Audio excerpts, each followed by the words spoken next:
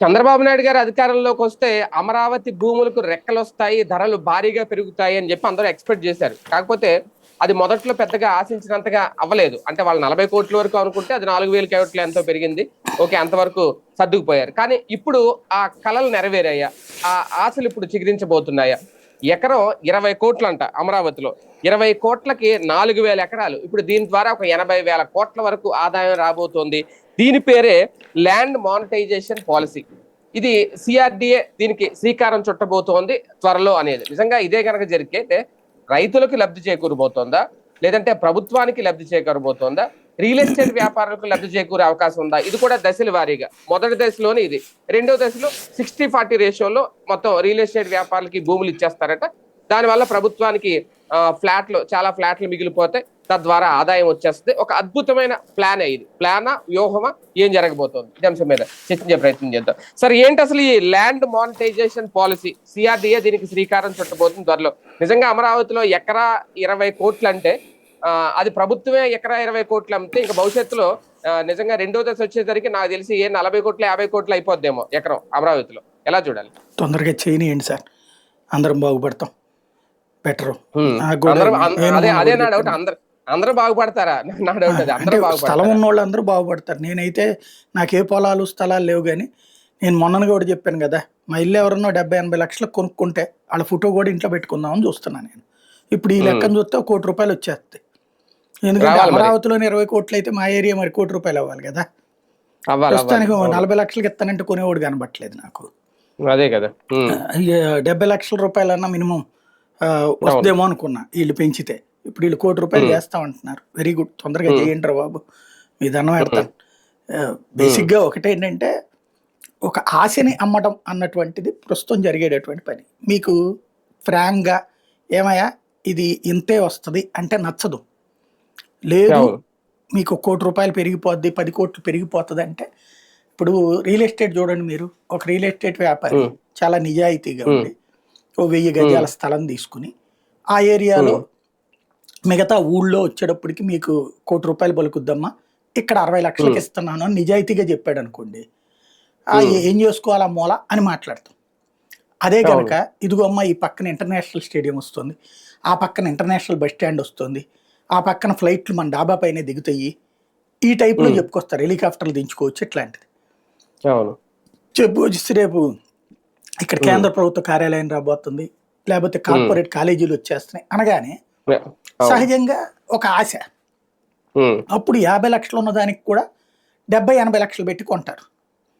ఇప్పుడు ఆ ఆశని పుట్టించడం అనేటటువంటిది ప్రస్తుతం చేస్తున్నట్టు కనబడుతుంది. మంచిదే దాని ద్వారా. కాకపోతే 20 కోట్ల రూపాయలకి నిజంగా పలికితే గనక రాధాకృష్ణ గారి నోట్లో పంచదార పాకం పోయొచ్చు. అంటే ప్రభుత్వం బోర్డు పెట్టేసింది కదా సార్, ఇంకా పలికేదే ఉంది. వాళ్ళు పెడితే ఇప్పుడు ఆ లెక్కను కూడా ఇదివరకు కూడా జగన్ హయాంలో వేలం వేశారు. 5 కోట్లే పెట్టింది వాళ్ళు. ఊర్లో 5 కోట్లు, ఎందుకంటే అంతకుముందు 4 కోట్లకు అమ్ముడు పోయిందని చెప్పారు వాళ్ళు.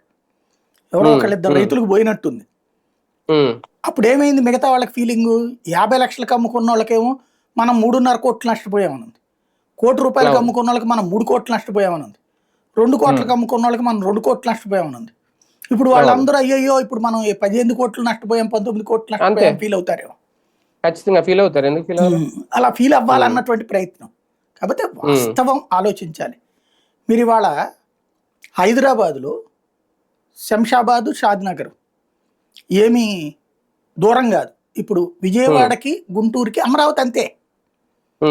ఇప్పుడు హైదరాబాద్లో కుకట్పల్లి నుంచి మీకు శంషాబాద్ ఎంత వస్తుంది? 20 కిలోమీటర్ల రేడియస్ వస్తుంది, అంతే కదా. అక్కడ ఎంత ఉంటుంది?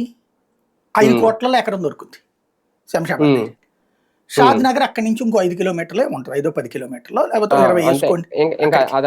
ఆనుకుని ఒకదానికొకటే కదా శంషాబాద్ ఆనుకునే కదా షాద్ నగర్.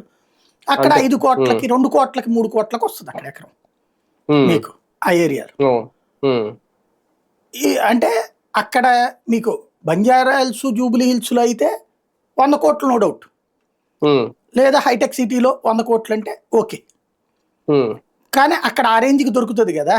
హైదరాబాద్ ఆనుకుని ఆ రేంజ్ లో దొరుకుతుండగా అమరావతిలో 20 కోట్లకు కొనగలిగితే అమరావతి అదృష్టం మారిపోయినట్టే, అమరావతి ఫేట్ మారిపోయినట్టే.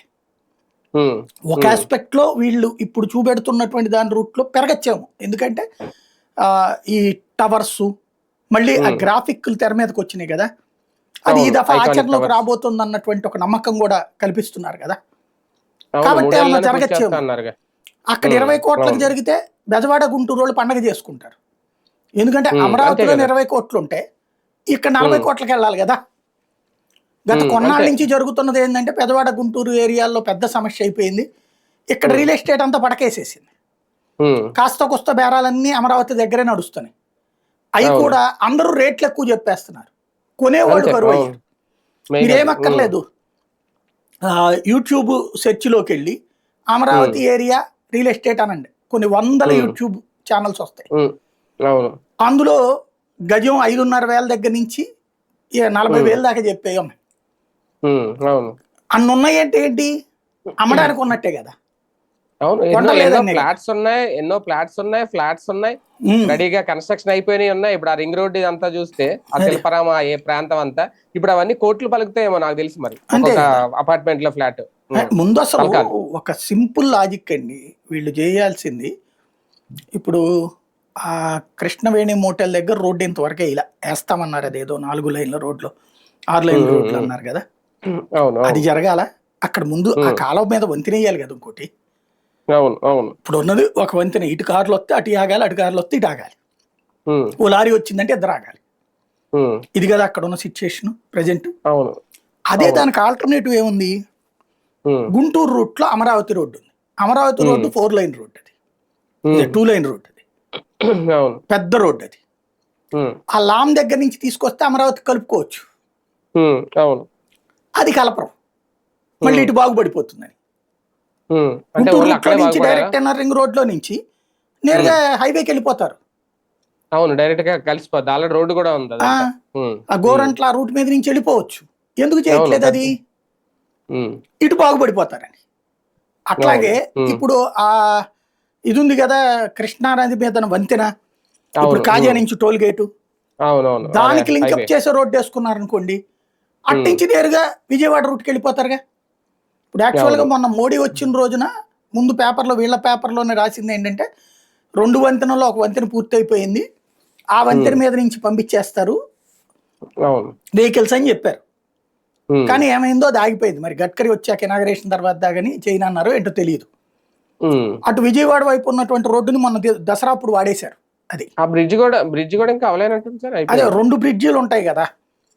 అది ఇది కాజా టోల్ గేట్ నుంచి చేసిన రోడ్డే, అంటే అదే విజయవాడ అది కనెక్ట్ బ్రిడ్జి అవ్వకుండా చేశారు కదా. 2గా ఉంటాయి. ఇప్పుడు మీకు కనకదుర్గ వారధిలో అవును, అటు నుంచి రైట్ లెఫ్ట్ ఉంటాయి కదా, ఇటు నుంచి వెళ్ళేది అటు నుంచి. అవును, అవును, ఇందులో ఒకటి అవును. పూర్తయిందట, ఆహా, అప్పుడు ఓకే. పేపర్లో చదివింది నేను.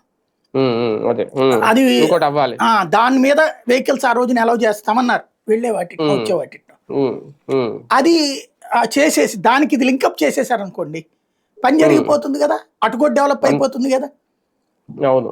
ఏం జరగట్లేదు ఇక్కడ, కానీ అదే. ప్రాక్టికల్ గా అవును. అదేదో అవుతోంది అన్నటువంటిది ఉంది. బట్ ఇప్పుడు చెప్తున్నారు కాబట్టి నేనైతే చాలా పెద్ద ఆశ పెట్టుకుని ఉన్నా, ఇక్కడ ఉమ్, 20 కోట్లకి అమ్ముడు పోవాలా.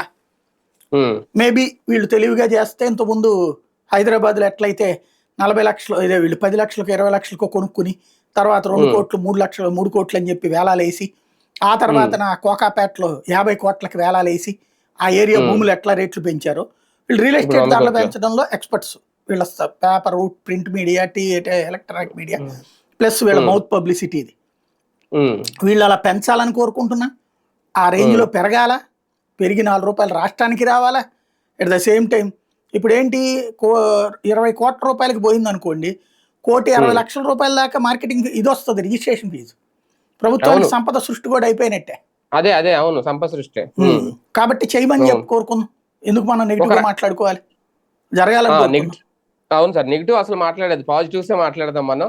ఇందులో పాజిటివ్స్ కూడా వెతకాలి ఒక రకంగా. ఎందుకంటే సార్, అంటే ఒక చిన్న డౌట్, అప్పుడు ఎకరం 4 కోట్లు ఎంతో పెరుగుద్దని, అంటే నాకు రేట్ కరెక్ట్గా ఐడియా లేదు, కానీ ఎవరో చిన్న చిన్న బైట్స్ లో అంటే విన్నాను నేను, రైతులు ఒక ఇక్కడ ఆయన 4 4 కోట్లు అయిపోద్ది కోట్లకి అది. దేవుడు చంద్రబాబు గారి ఫోటో పెట్టేసాం, దేవుడి ఫోటో తీసేసాం గవర్నమెంట్. ఎస్, ఎస్, అదే, అదే, అదే అన్నారు కదా. ఇప్పుడు ఇది 20 కోట్లు అంటున్నారు. ఒక రకంగా ఇది వ్యాపారమా, లేదంటే రైతుల కోణంలో చూస్తే మోసమా?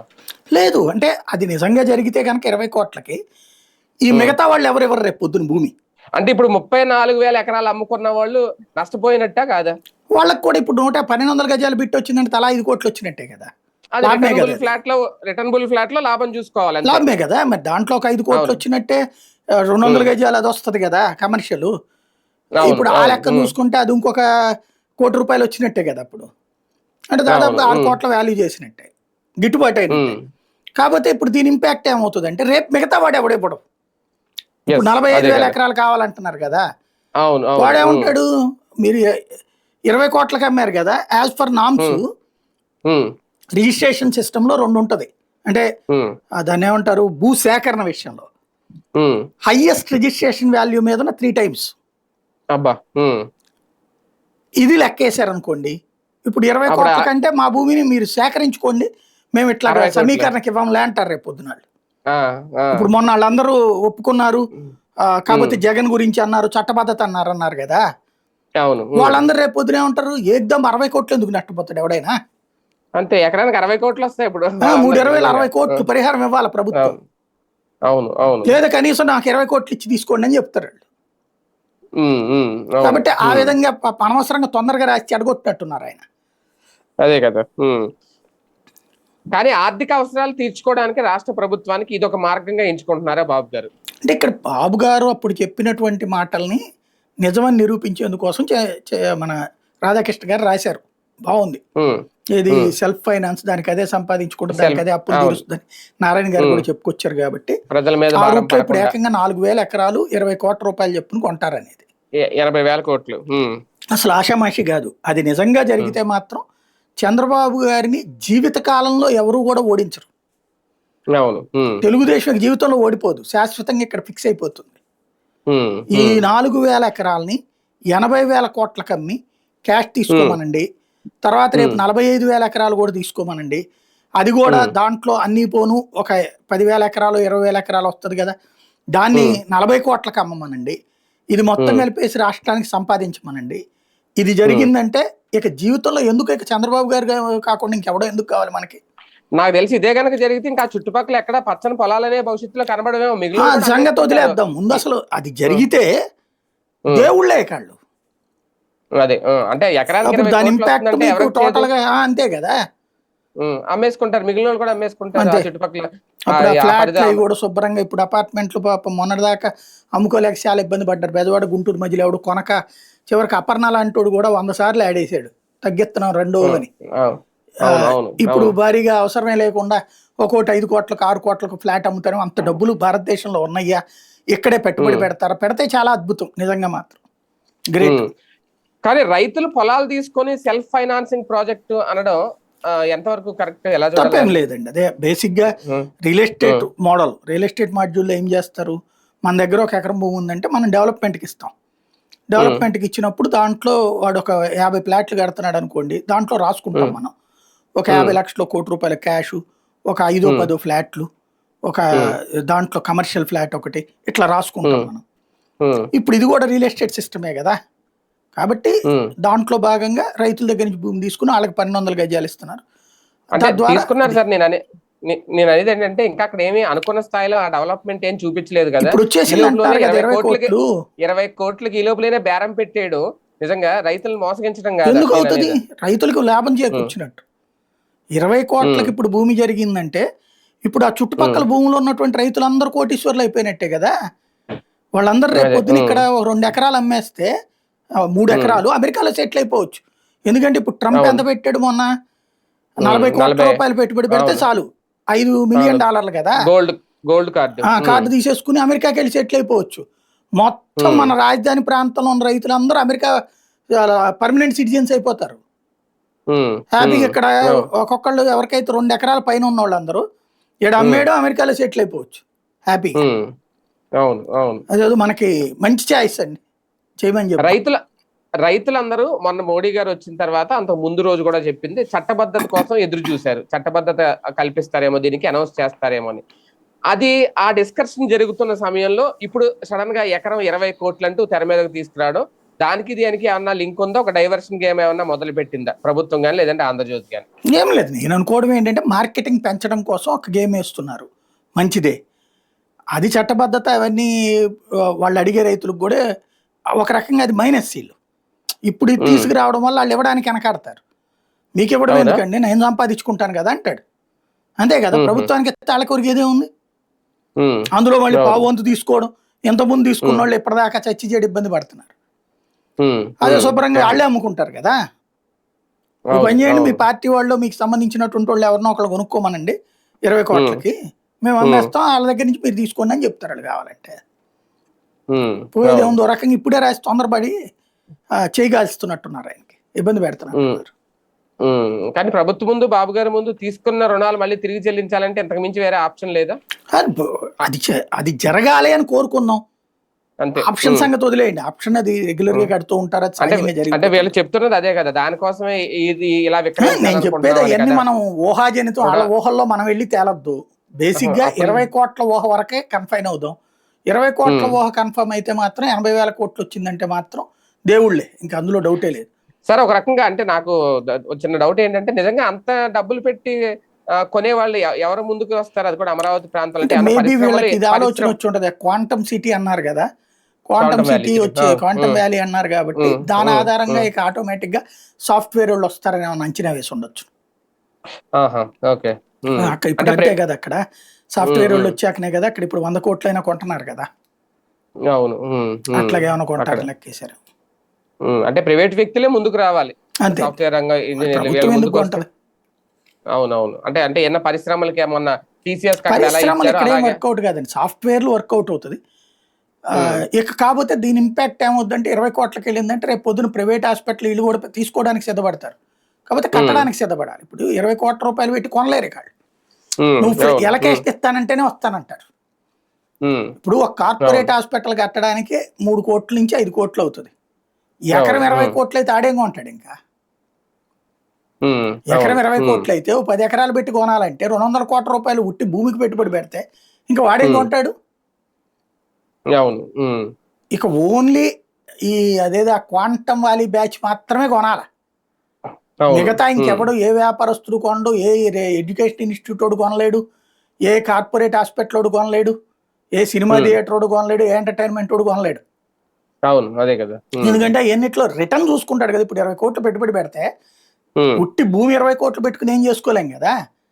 దాని మీద ఇంకో 15-20 కోట్లు బిల్డింగ్ ఇవన్నీ కావాలి కదా. అది వ్యాపారమా, షాపింగ్ మాల్, ఇవన్నీ దాని మీద అంత లాభం రావాలి కదా. దీని ప్రభావం గుంటూరు, విజయవాడ సిటీల మీద భారీగా ఉంటుందా రియల్ ఎస్టేట్ మీద? అదే చూడాలి. ఇప్పుడు దాని వల్ల ఈ ఏరియాలు నష్టపోతాయా, పెరుగుతాయా? అదే నష్టపోతాయా, లాభపడతాయా? అదే అది చూడాలి మరి వీళ్ళు చెప్పిన దాన్ని బట్టి. అదే కదా, రైట్. చూద్దాం. మొత్తానికి ల్యాండ్ మానిటైజేషన్ పాలసీ తీసుకురాబోతోంది సిఆర్డిఏ అతి త్వరలో. ఇప్పటికే 4,000 ఎకరాలను ఇప్పటికే దానికి సంబంధించి రెడీ చేసి పెట్టారట. ఎకరం 20 కోట్ల రూపాయలకు విక్రయించాలని నిర్ణయం తీసుకున్నారు. దాని ద్వారా 80,000 కోట్ల రూపాయలు సేకరించాలి. అదే కనుక జరిగితే మొత్తం తీసుకున్న రుణాలు అమరావతి రాజధానికి సంబంధించి మొత్తం క్లియర్ అయిపోతే ఇంకా చాలా లాభమే తప్ప నష్టం ఏమీ ఉండదు అనేది ఒక అద్భుతమైన ఆలోచన. ఇది నిజంగా రేపు ఇవ్వబోయే 44,000 ఎకరాల మీద ఏమైనా ఎఫెక్ట్ పడుతుందా? రైతులు ఆ రేటు కావాలని కోరతారా? లేదు గుంటూరు, అమరావతి లేదంటే కృష్ణా జిల్లా ప్రాంతాలు రియల్ ఎస్టేట్ లో ఇప్పుడు ఇక ముందుకు దూసుకెళ్లిపోతాయా? దీని ప్రభావం ఎలా ఉంటుందనేది వేచి చూద్దాం.